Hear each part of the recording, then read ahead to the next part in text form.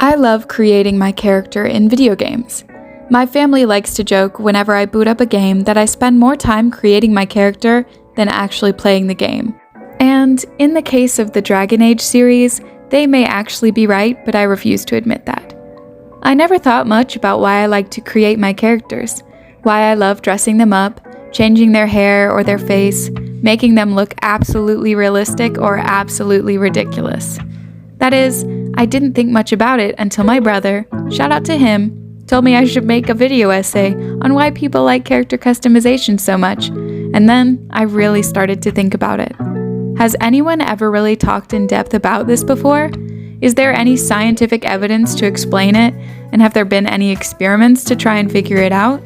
While I can't promise this video is going to explain everything because I'm a college student who is making this for fun and not because I'm getting paid or it is my job, I will do my very best to figure it out.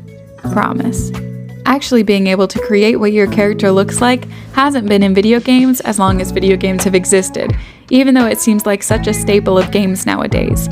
The first time someone could customize characters isn't actually well documented, and the idea of customization was a lot baser than it is now. Obviously, the idea of creating your own character comes from D&D, Dungeons & Dragons, and some of the first games to utilize it were D&D-based games, known as MUDs, multi-user dungeons, text-based games where you travel through dungeons with a group of people. These also take into account the different types of character creation, such as skills, possessions, personality, and backstory. While there was less focus on what your character looked like, there was plenty of focus on who your character was and what they could do. You may be a hardened war hero with a soft spot for cats, and you can also shoot fire. And I could be an elf guy with really nice hair, and a bow and arrow, and oh wait, I just made Legolas, but you could be Legolas if you wanted. And who wouldn't want to be Orlando Bloom?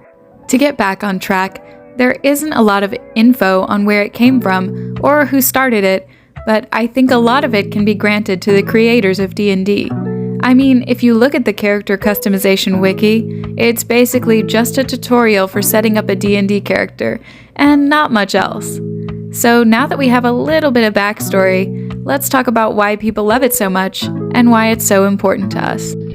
In recent years, there has been a huge uptick in games that allow you to create your own character, functional customization, or at least change what your character looks like, which is referred to as cosmetic customization. And while I'm all for it, why is it becoming so popular?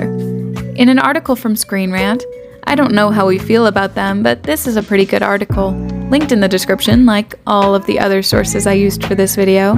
They talk about some interesting additions to the gaming industry that might account for this. Quote, "As technology improves, particularly when it comes to video game graphics, games are becoming more and more capable of creating lifelike characters.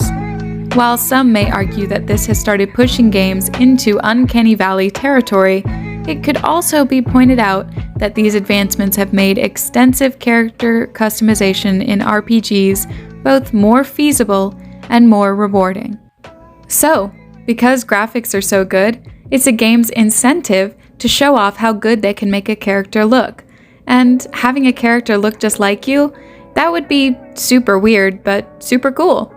Also, games are popular, and if making a character ends up being popular too, I think it motivates the industry to allow gamers to make characters. So they'll buy more games. Supply and demand, right? So the industry has the opportunity to capitalize on it, but why do the consumers like it so much now? I think part of it is the different types of games there are now. Most games don't have the behind-the-shoulder view 24/7 throughout the game, so now we have more opportunities to actually see what our character looks like. And if you have to stare at them in every cutscene, you want it to be enjoyable, right? When my character shows up to a meeting in the war room, I'm talking Dragon Age again here, I'm sorry. I want them to be absolutely the coolest person you've ever seen. I get to make them look like they fit into the story, adding scars to a warrior, or an elvish tattoo to my Dalish character. I get to be a part of creating the story, no longer a passive actor going through the motions to finish a mission and move on to the next one. Turns out, these ideas have actually been tested scientifically.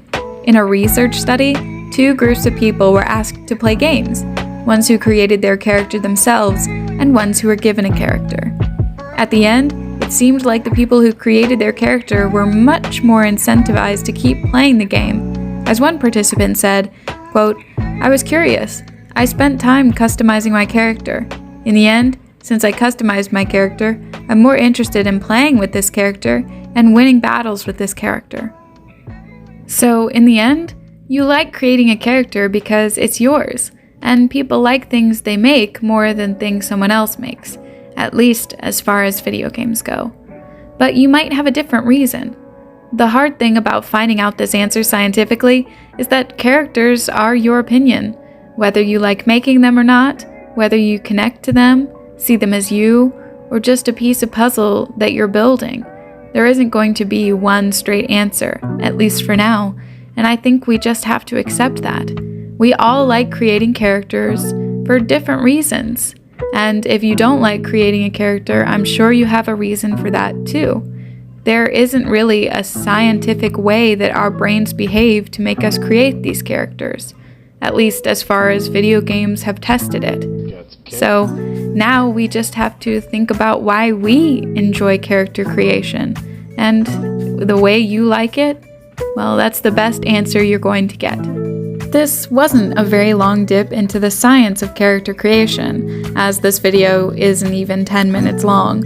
But if you enjoyed this, and I'll know if you did if you like, subscribe, or comment, I'll consider making more in similar topics of interest. I love video games and I love talking about them, so if you liked this, then I will definitely make more. Now, if you'll excuse me, I have a character to go create.